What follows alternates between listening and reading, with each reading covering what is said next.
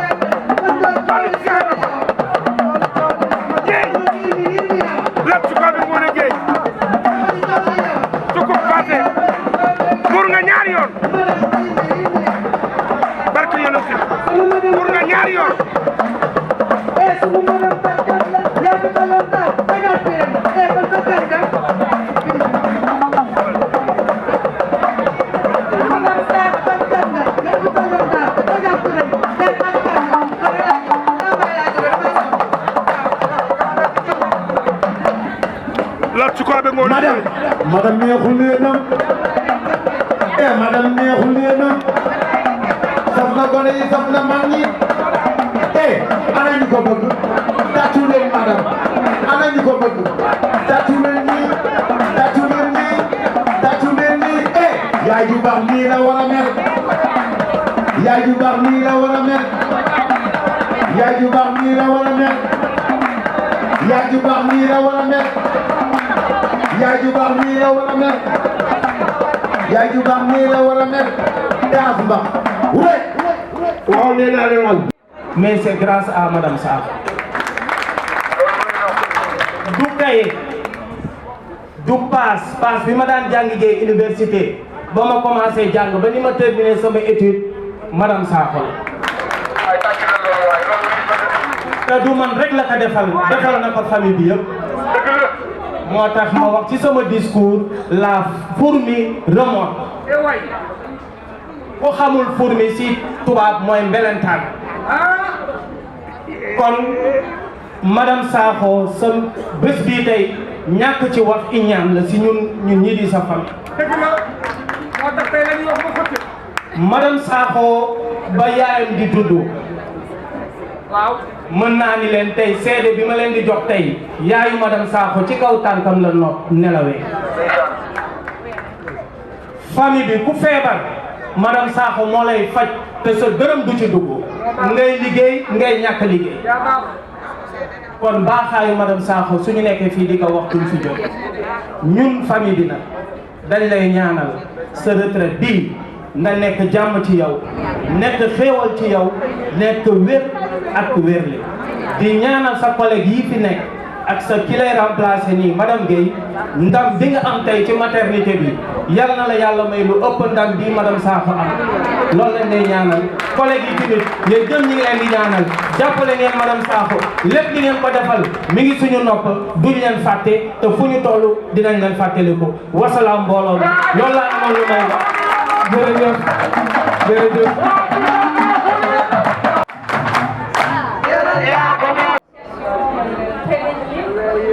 la population camerounaise avait envie de ce projet, rien du tout. C'était juste achat d'un composteur, d'appareils pour la cryothérapie, d'un petit financement pour les badgingers et pour les communautaires, les relais communautaires. C'était le projet a duré juste 6 mois. C'est en 2011. Le financement était fini, je suis partie chez moi à Dakar. Et chaque année, je revenais avec beaucoup de joie parce que je voyais que le projet continuait. C'était grâce à vous, madame Sakho. C'était grâce à chaque compagnie, le groupe des Badingo et les communautaires.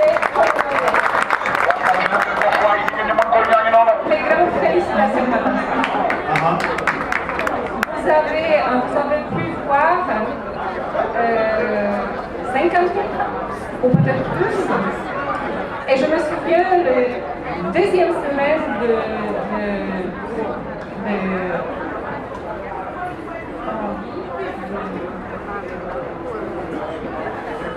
dépistage. Le docteur Cass est sorti avec son assistant Sukuna et il nous a appelé, il a appelé Madame Sakho et il a dit oui. Aujourd'hui nous avons vu le premier cas qui n'était pas très développé,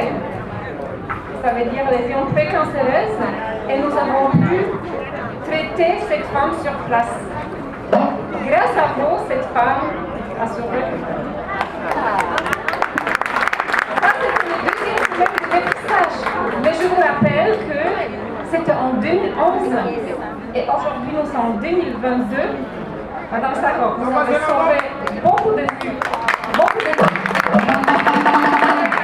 Et aussi au Sénégal. Merci encore. Merci beaucoup. Merci Aris, merci. Jërëjëf ci sa teewaay. Donc. waaw jox sa wàccuwaay di nuyu aussi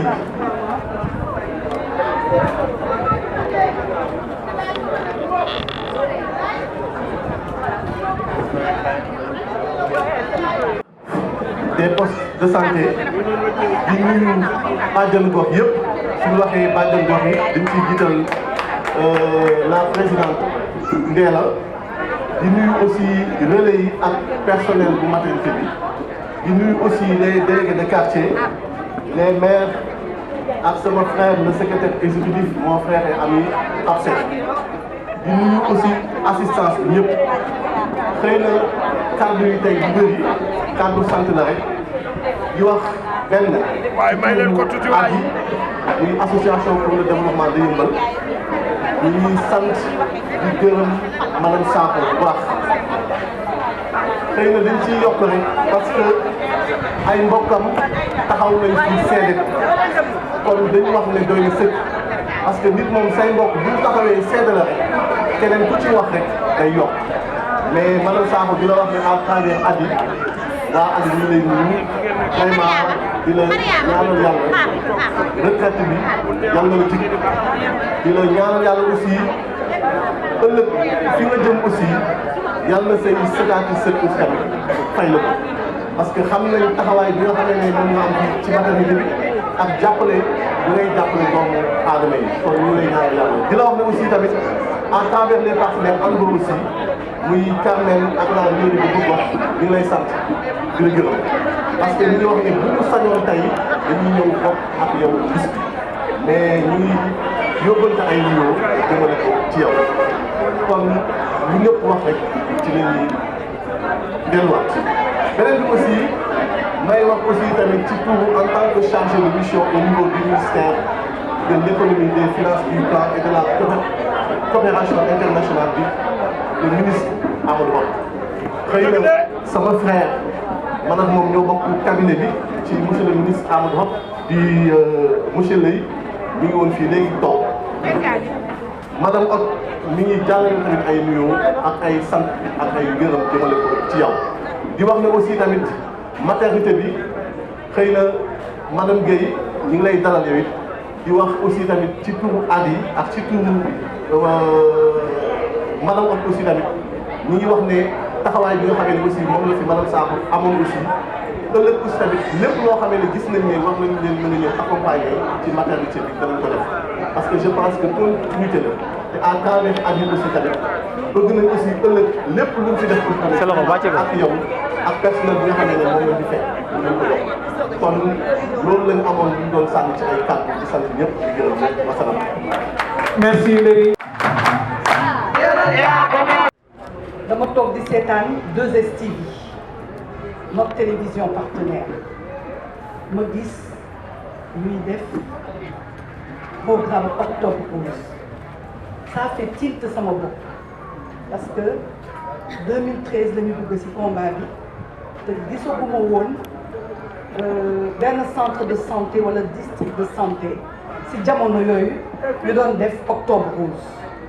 ma woo aussitôt le responsable du desk santé de la 2S ma ne ko jox ma numéro téléphone bu daan bi ma koy woo il était 23 heures passées ñu waxtaan ñu échangé ma ne ko dañuy dem Podor dañuy dem defi octobre mais bu ma ñëwee dinañ fi ñëw ñu dellu si ñu ñëw fi ñu rencontré leen waxtaan ak ñoom et l'aventure a commencé comme ça ñu am occasion defal suñu jàmbaari santé yi nga xam ne war nañ leen sargal muy bàjjenu gox yi ñu defal leen une formation pour renforcer amoon nañu sax ñoom ay formation mais ñu defal leen ay formation pour renforcer seen capacité sur les techniques de sensibilisation sur les cancers du sein et les cancers gynécologiques parce que damay faral di wax ne que dépistage baax na mais ki ngay dépister foog mu xam li nga koy dépister lan la nan la ak naka la bu demee moom dina ko jëriñoo mais communauté bi ci biir dina ko jëriñoo et c'est ça le but parce que dépistage rek ñëw ñu def dépister la te xam loolu li tax ñu def dépister loolu dafay nekk loo xam ne amul sens à notre avis et du ma ñëwaat ci yenn yi mais sur nos relations avec Madame Sakho yàlla dogal la mayonnaise a pris ñu nekk ak Madame Sakho je crois que association cancer du sein moo fi jëkk a indi camion mammographie di may mammographie aux familles. Nous sommes venus avec le président de la commission scientifique de l'association qui est le professeur Ahmadou Deme qui a la chaire de l'oncologie au niveau de l'université Cheikh Anta Diop mu nekk le président de la commission scientifique ñu nekk ak Madame Sakho nekk bu rafet mu duñu jàppale nag bu baax ci association bi ak bàjjenu gox yi dem nañu Gambie dem nañu wër nañu Sénégal ak Madame Sakho bi ci mujj rek mooy octobre rose bu mujj bi kon nag du ma ne ñàkk ngeen de parce que xam naa ne dem na mais xol bi demul mi ngi fi mais ñun itam ñu ngi fi ba tey ndax la ñu commencé woon liggéey bi ñu commencé woon fii ci district ci maternité yëmbal bi incha allah ci kàttanu suñu borom dinañ ko yeggale ak yéen ak ki mu fi nar a bàyyi mais nag moom suñu bos la léegi daal moom yéen perte ngeen ñu ñoo gagné Madame Sakho léegi suñu bos la yow nag yéen ngeen xam nag noo leen def mais ki ka nar a remplacer je ne sais pas qui c'est nag c'est madame Guèye yow moom lu baax rek laay wax si yow ndax sa jëkkër la je suis née Guèye kon nag xam naa ne yéen bi diis na de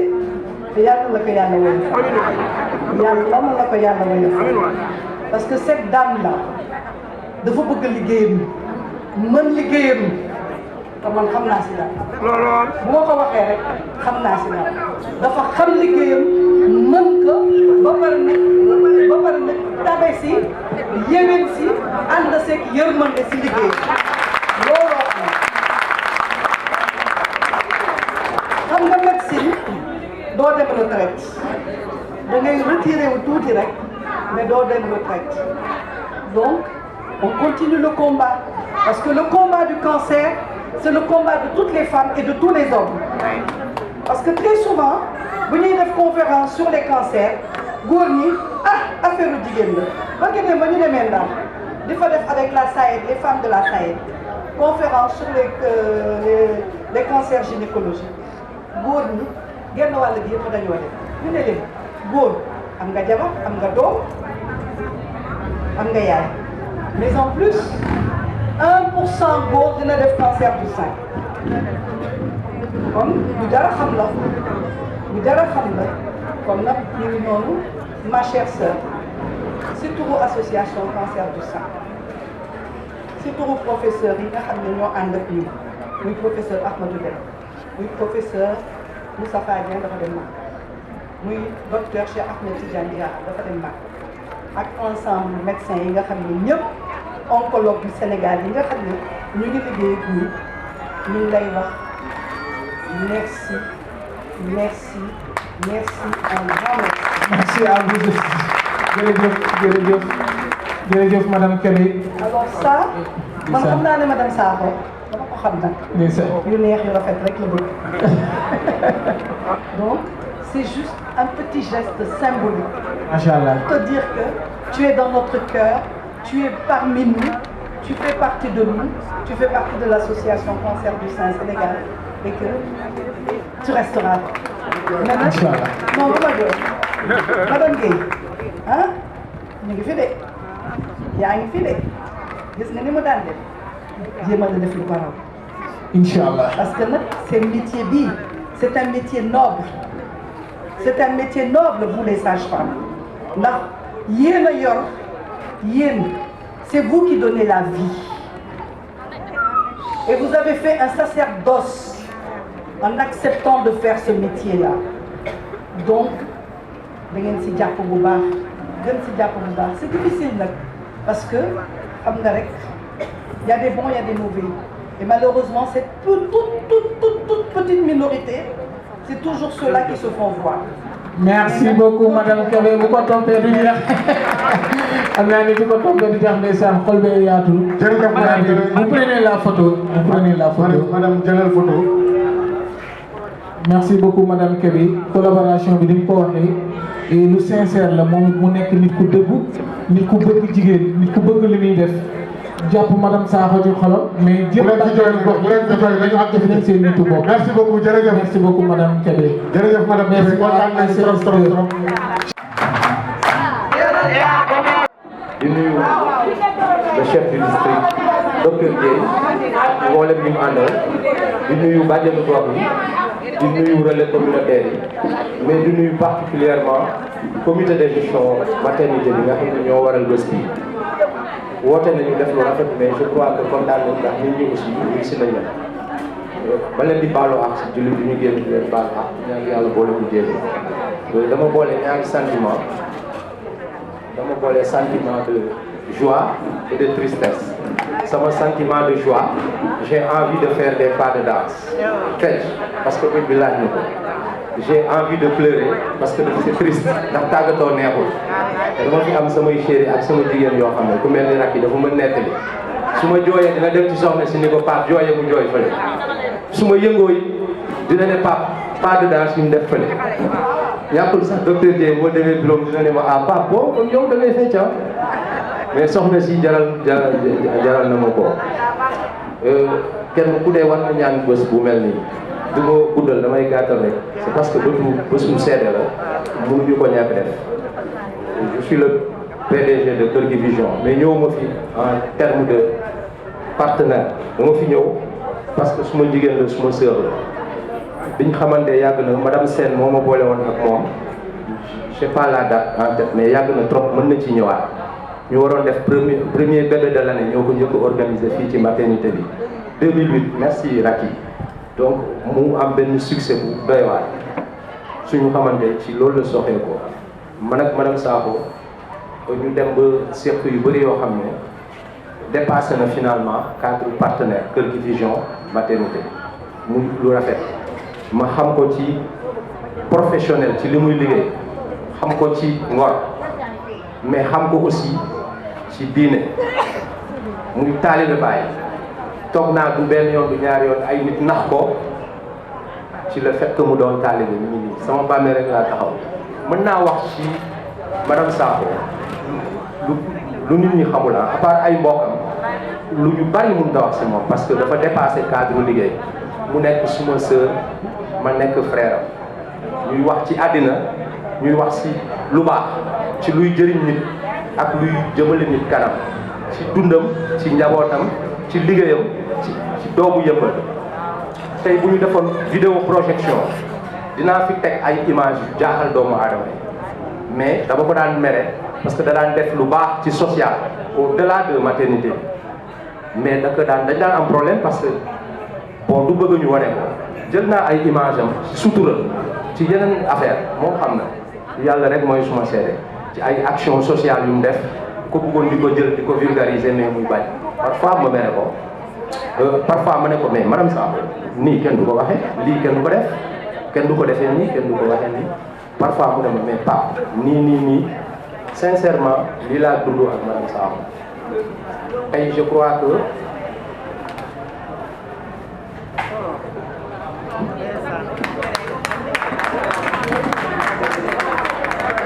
maa ngi jégalu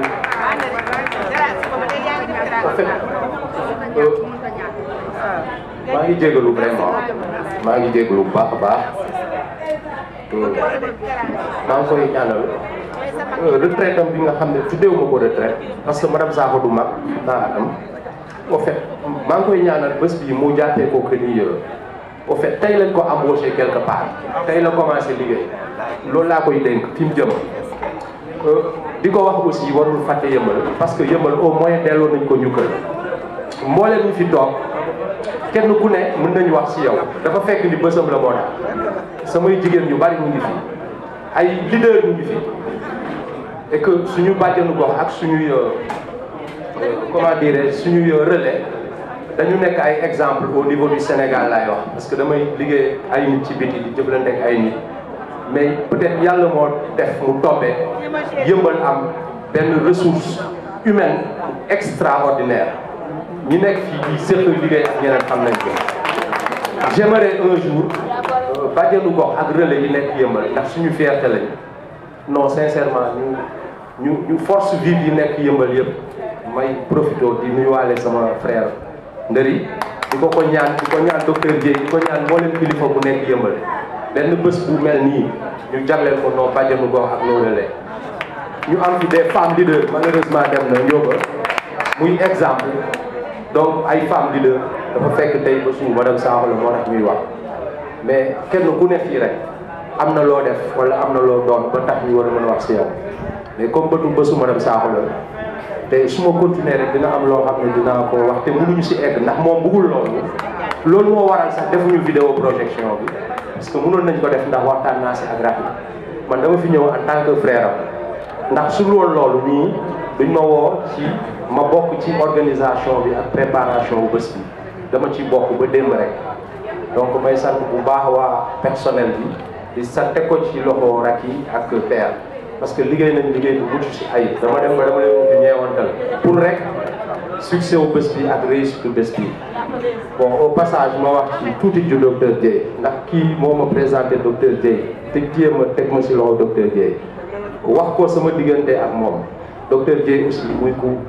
ñaanal naa ko bés moom aussi mu am parce que liggéey na ko fi te ñi mu nekkal ñoo ma ko gën a xam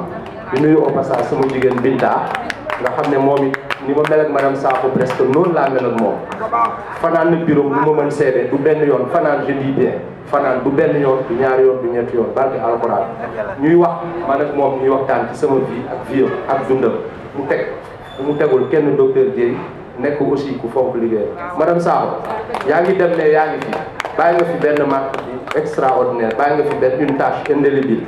ñëw fi bëccëg ndar kàmm parce que liggéey nga ko fi lu ñu wax sa ginnaaw ba ndal mais xamal ne aussi Yeumbeul saa yi bu ñu la soxlaa bu doon 3 heures du matin rek war nañ la gis la nga fi liggéey bàyyi ko fi di dem jàppal ne yaa ngi koy yóbbaale mais bàyyi nga ko fi aussi saa yi bu ñu la soxlaa war nañ la gis fa nga jëm aussi yàlla na fa yu yàlla jëm ki la fi remplacé aussi di madame Guèye j'espère que lii exemple la pour moom elle saura comment se tenir maa ngi ñu koy ñaanal ndam am naa njortu bu rafet ci moom parce que wax ma yaay kan koy àndul ma wax la yaay kan ñi ko entouré xam naa leen donc mënul def lu dul li fi kii tracé yoon boobu lay topp maa ngi koy ñaanal ngeen jégal ma ci guddal bi ma xaw a guddal maa ngi leen di jégalu bu baax a baax a baax. merci beaucoup Pape juste madame pour wax la rek au-delà de. merci Pape Sow merci. ma Ndongo au-delà de accompagnement matériel bi mu def. waaw. mbooloo mi maa ngi leen di nuyu bu baax ku ci nekk sa tur ak sa sant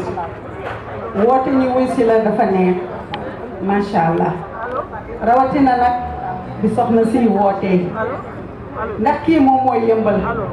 kon yëmbal war naa mën a ñëw fekk si ko fii nga xam ne ñu ngi nii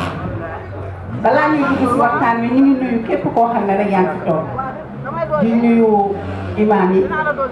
di nuyu délégué de quartier yi di nuyu les notables sama doom yi sage-femme yi ah dama am gan nag tey muy sama délégué de quartier daf fi ñëw ñu di ko wax Mamadou Ndiaye ak adjoint mi ngi fi di nuyu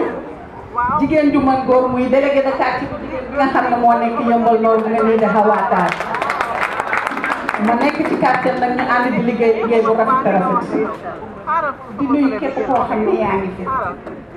di nuyu la docteur Dieye parce que moom bu ma ko nuyoo rek nuyu naa corps santé bi nga xam ne yëpp moo fi nekk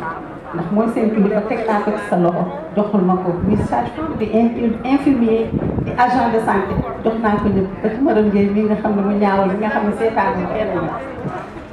ah dafa am yóbbante boo xam ne dama koy bañ a fàtte muy Sambo secrétaire exécutif bu Jàmmalaay madame Sakho mu ne ñoom seen premier mandat ñool di bari woon na fi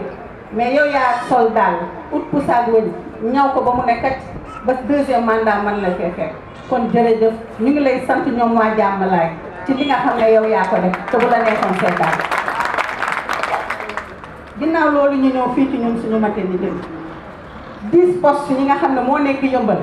ñëpp ñu ngi nii toog seeni présidente ànd ak seen ay délégation daal di ñëw mais yaa leen ko jaral parce que du ñun rek nga formé ku fi ñëw rek am na lu mu seq ak yow am na foo jaar ak moom ndax ñun yëpp ñu ci formation bàjjenu gox rek déedéet da nga ñuy oo ci suuf bi ñu defal ay recyclage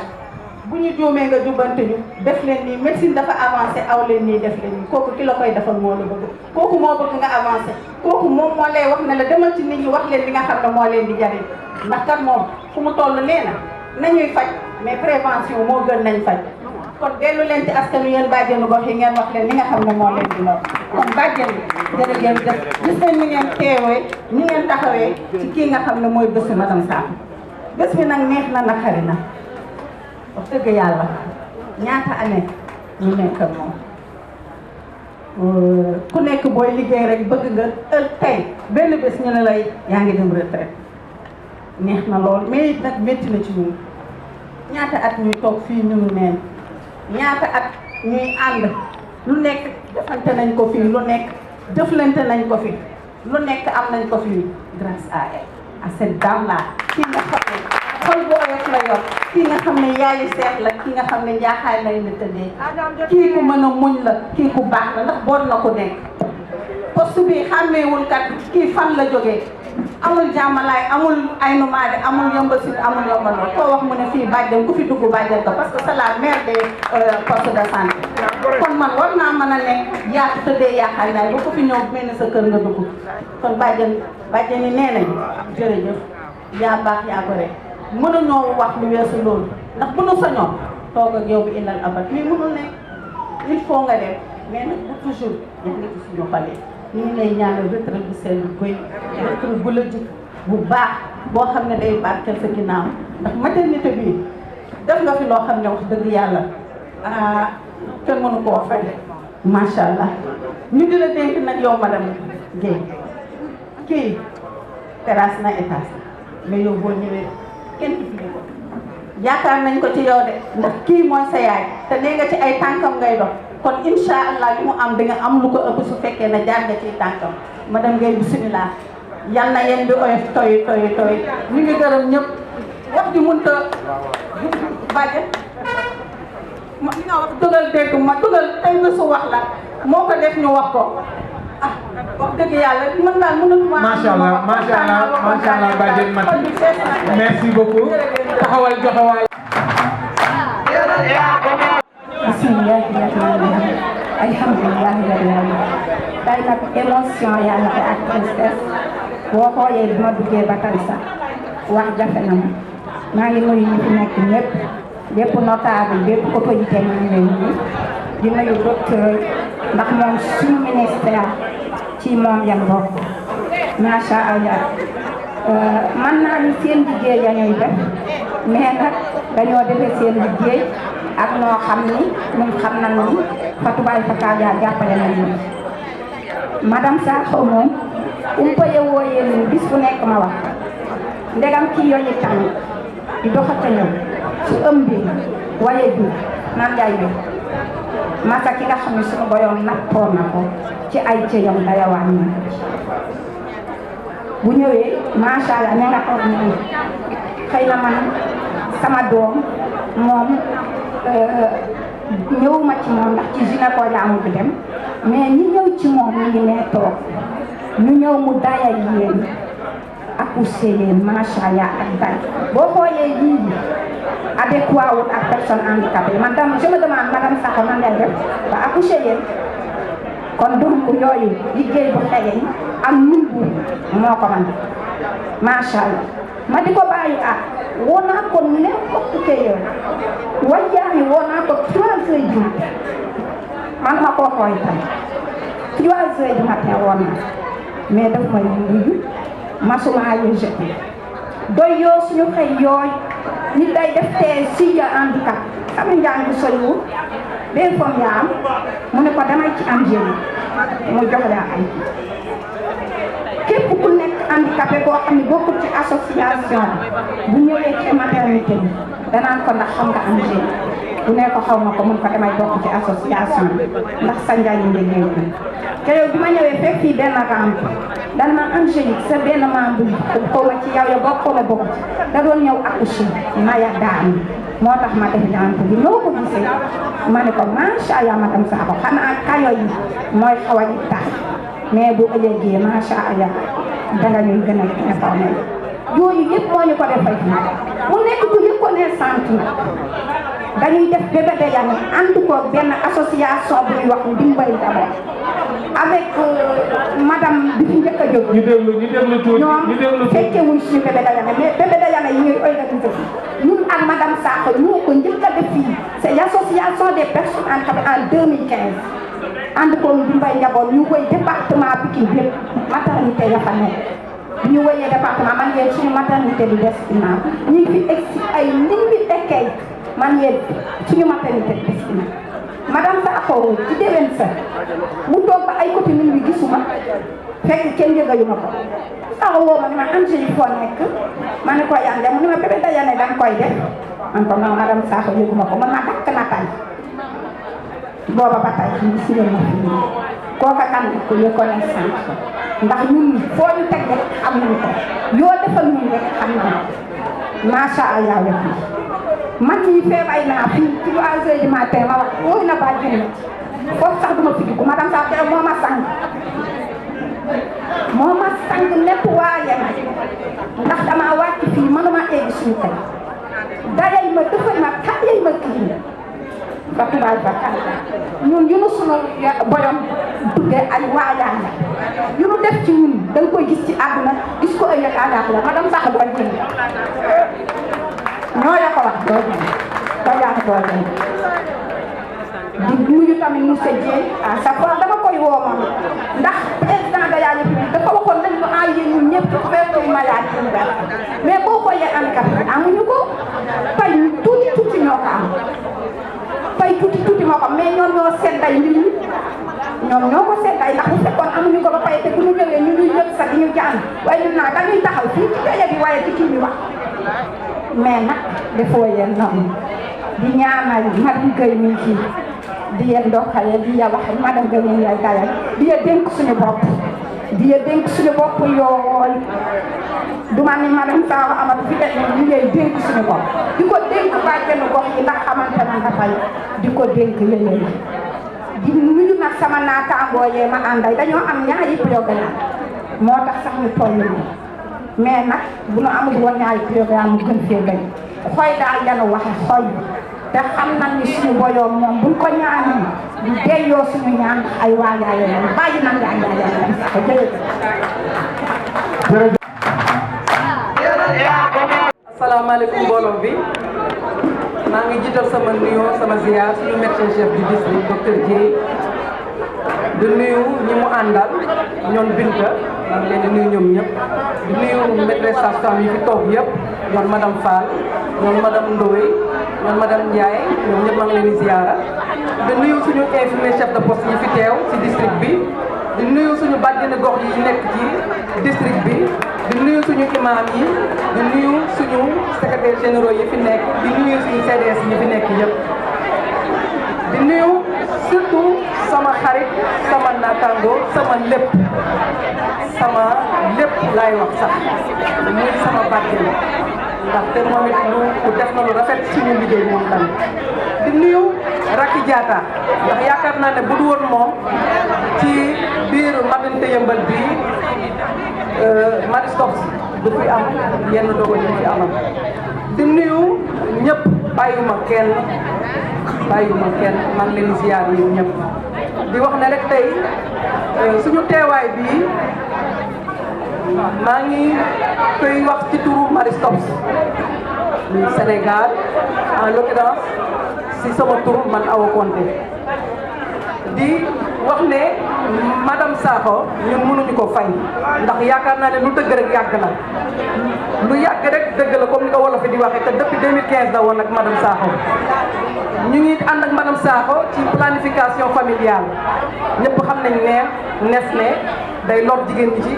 àdduna bi rawatina ak suñu jigéen ñi nga xamante ni gox-goxaan yi jigéen ñi nga xamante ni dañoo xaw a néew doole ñuy xeex ak madame Sakho li ñuy wax les traitements des IST ñu ngi xeex li ñuy wax le dépistage du cancer du col de l'utérus ñu ngi koy faral di def di saytu butu njurekaay jigéen ñi ci gox-goxaan yi di ko def ak madame Sakho à chaque fois ñu xamante ne occasion bi présenté ñu ngi koy def di ko taxaw ñu ngi def aussi comme ni ñu koy waxee di jéem a yéegal suñu taux TPC ci district bu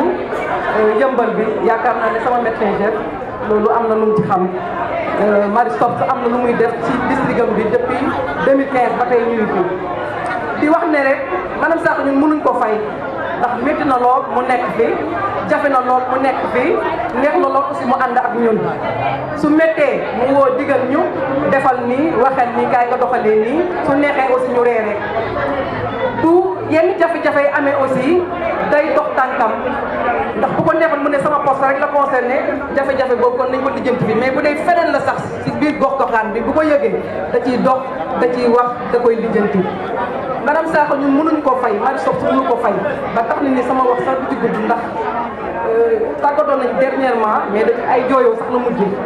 dañu mujjee tàggatoo fii rek ay jooyoo la mujjee parce que dañuy sama yaay mi ngi dem ndax man yaay laa ko jàppee ci district bi à chaque fois bi nga xamante ni jafe-jafe am na rek moom mooy jóg wax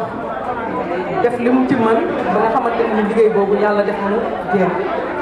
donc ñun mënuñu ko fay di ko wax rek retraite bii mu jël yàlla na ko jik madame Sakho retraite bii ngay jël yàlla na jik madame Sakho yàlla na muur loolu ñu fi gën a am yëpp fa nga jëm aussi na la gën a fi nga jógee madame Sakho li nga def ci dëkk bi ak famille ñun xam nañ ko yëg nañ ko li ngay def ak waa Maristops xam nañ ko yëg nañ ko li ngay def ak bépp ONG bi ñëw ci dëkk bi yëg nañ ko muy ONU Femmes di ONU Sida yëg nañ ko madame Sakho li ngay def ak waa LISCA yëg nañ ko te ñun ñëpp comme dañuy nekk association boo xamante ci famille rek la ñuy dox kon ñun ñëpp dañuy bëgg ci li nga nekk di def ci zone bi kon madame Sakho gàcce nga naan yaay booy su ma continuer damay jooy di wax ne rek madame Guèye macha allah moom tamit yàgg nañ ko xam dekkul tey ndax yaakaar naa ne sama promotionnaire la donc 2009 ba tey bu caaxaan ay nit di ko ànd nekk ay sage-femme d'État donc madame Guèye maa ngi lay wax rek ne madame Sakho de xàll na yoon ba noppi defal na lépp ba mu baax yow tamit boo ñëwee na nga jaar ci yoon bi nga xamante ne moom la xaal te yaakaar naa ne di nga fa jaar ndax yow tamit ku dégg ndigal nga macha allah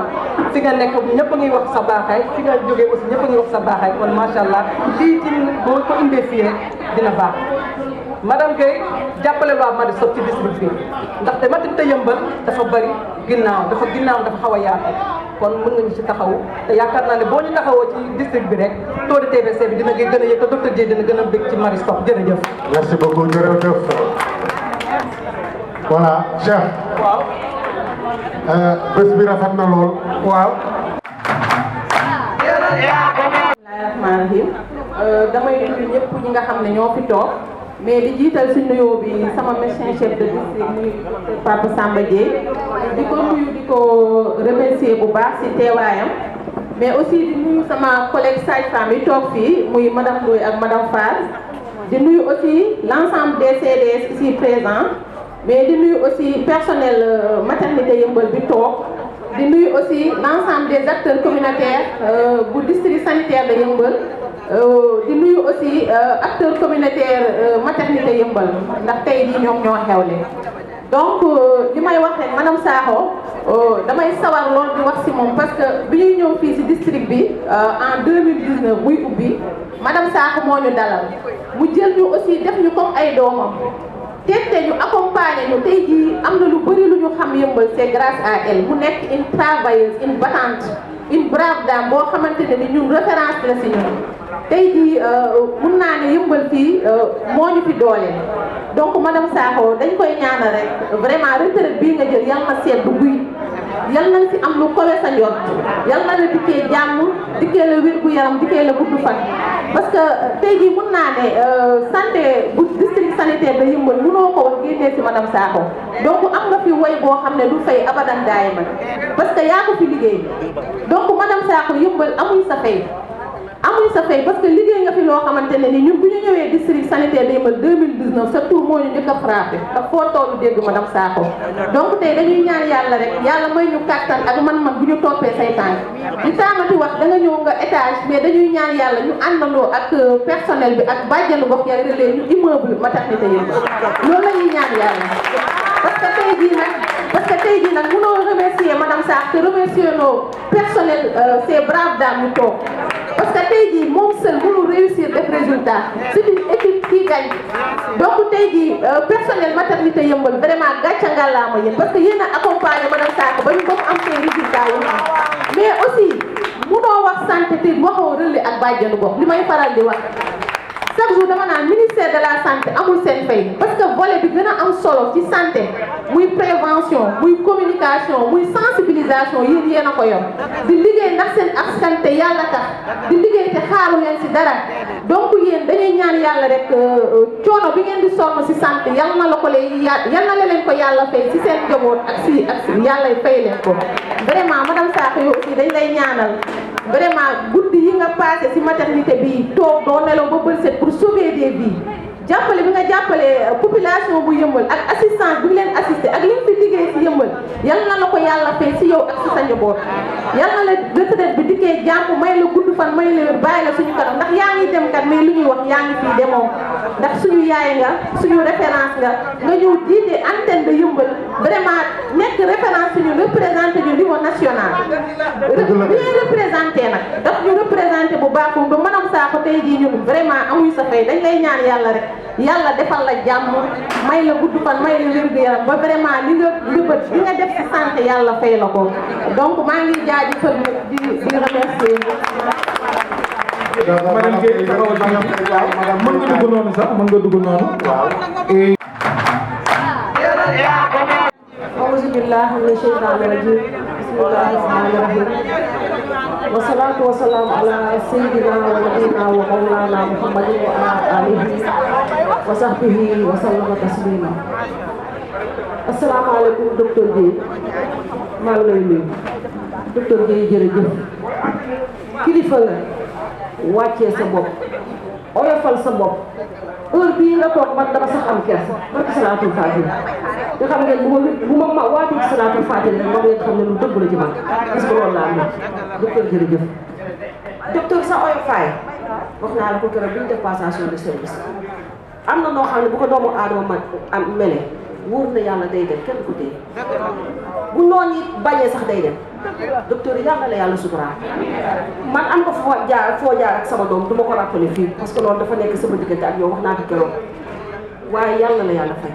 yàlla na nga toog ci Sénégal dégg ministre de la santé jërëjëf yàlla dina sama xol laa ko jëlee man je ne triche pas te ñi ma seqal àdduna xam ne dama def ma koy tricher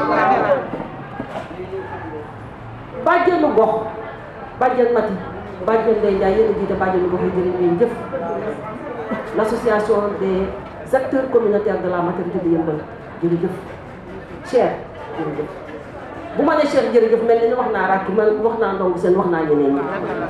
yàlla leen yàlla fay jërëjëf le personnel de la maternité de Yeumbeul le personnel technique yéen ñi nga xam ne yéen damay tëdd ba bërsët damay xëy rek yëndu registre d'évacuation jéem na ma mbaa xale yi kenn ne ma dégg ma jëm dama la bëggoon a def bañoon a déranger parce que mag nga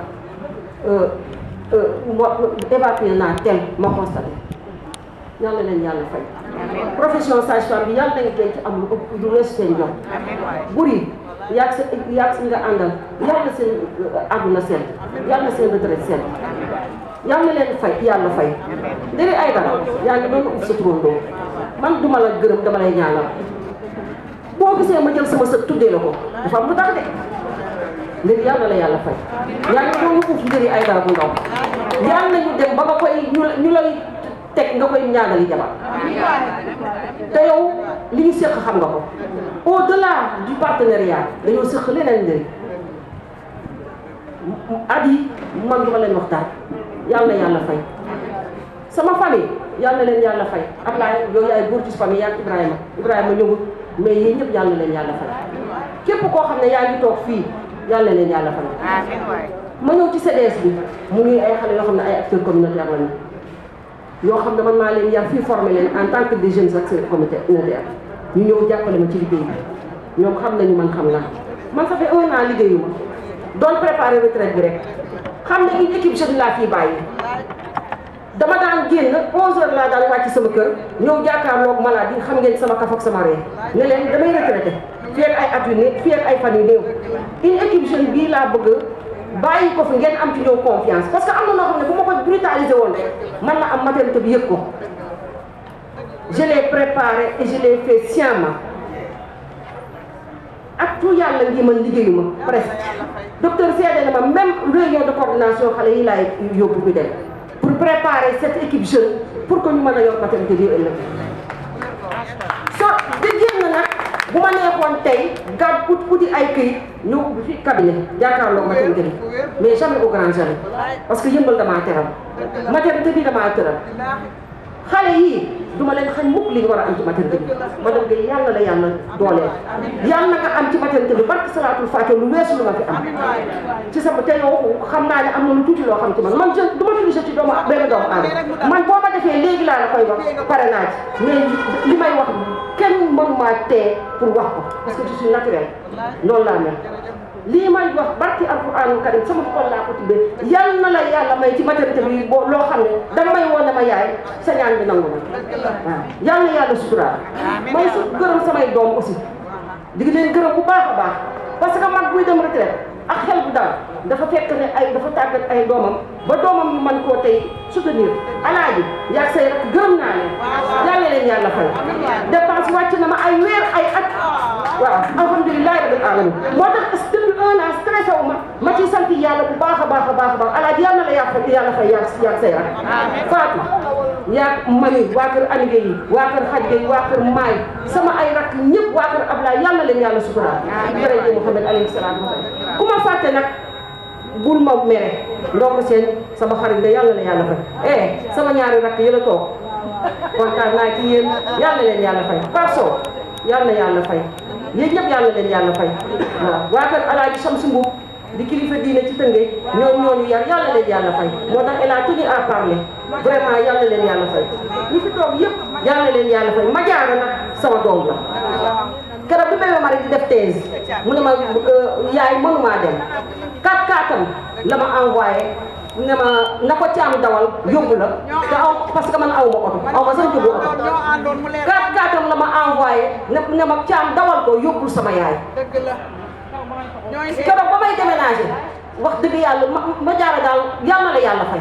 yàlla nga am ci profession bi lu weesu sa ndox maa ngi la doon fàtte te bu ma la fàttee erreur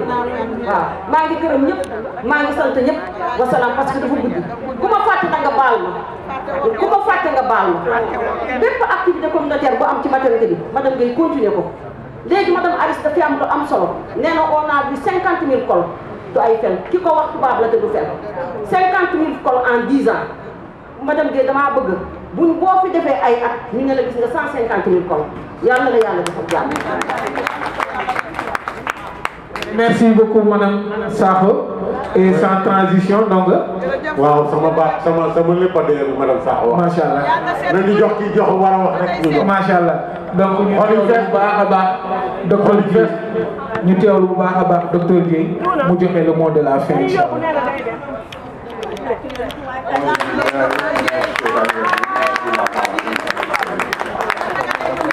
asalaamaaleykum. xaar leen ba kilifa gi wax ba pare. dañu leen di nuyu yéen ñëpp ku ci nekk ci turam ak santam di leen baalu àq di tàmbali nag ci kàddu yi ci ay cant yi ñu commencé ko ci comité d'organisation bu def lu rafet bi ñëpp ñu jàpp ci liggéey bi muy CDS bi ñëpp ñu leen ci jàppale ci sonorisation bi ci matériel yi ci muy communicateur traditionnel yi muy ñëpp ñi nga xam ne ñëw nañ ci bis bi rafetal ko te taaral ko parce que li ñu def yëpp ñun jàpp nañ ni ñun lañ ko defal parce que ñun la waroon donc ñu ngi sant ñëpp bu baax a baax di leen gërëm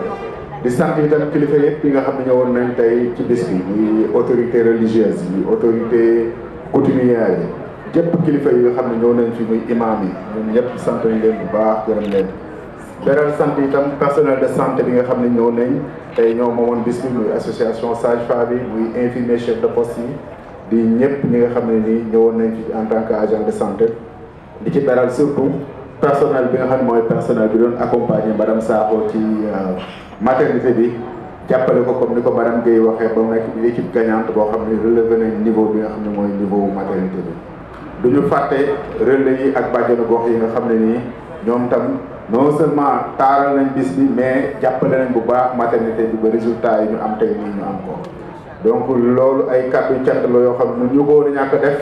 parce que jàpp nañ ni lépp lu waay defal agent de santé kilifa nga ko defal te ñun xëy na yan la yàlla nattoo day ñuy kilifa ci agent de santé yi nekk fii si Yeumbeul yëpp madame Sakho nag yaakaar naa ne témoignage ñu dégg lañ témoignage yëpp depuis si ngoor population bi témoigné nañ mooy ñi nga xam ne ñoo nekkoon cible yi nekk bénéficiaire yi collaborateurs yi nga bokkaloon di liggéey témoigné nañ autorités yi témoigné nañ ñëpp ñi nga xam ne ñu ngi sa famille biologique ak sa famille professionnelle ñëpp témoigné na témoignage yëpp nekk benn témoignage siggil nga agent de santé madame Ndoye wax nga ko sànq jamono ji agent de santé yi yaakaar naa ni seen xol sax neexul ci lu bëree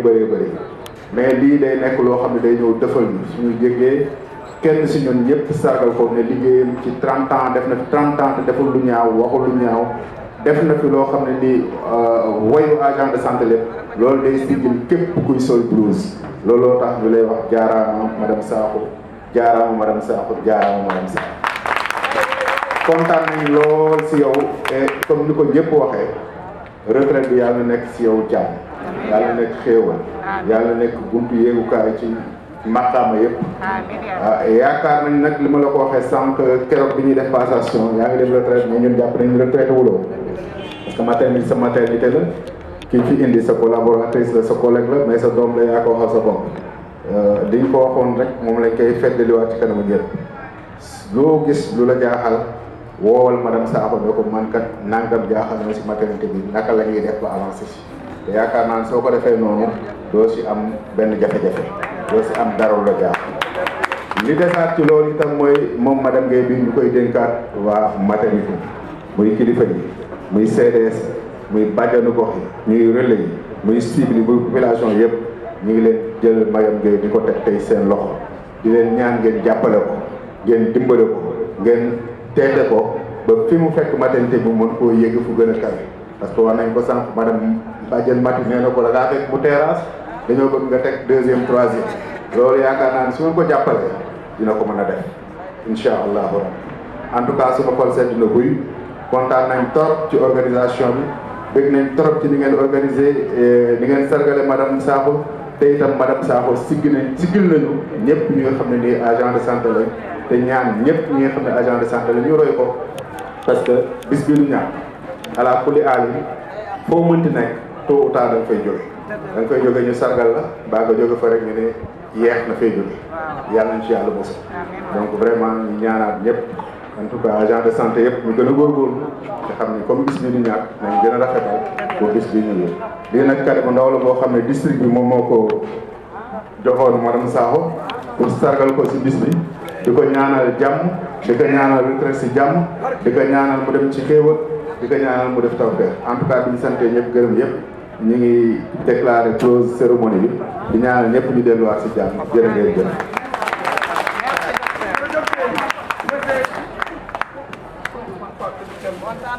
Merci beaucoup docteur le temps que ñu gis cadeau bi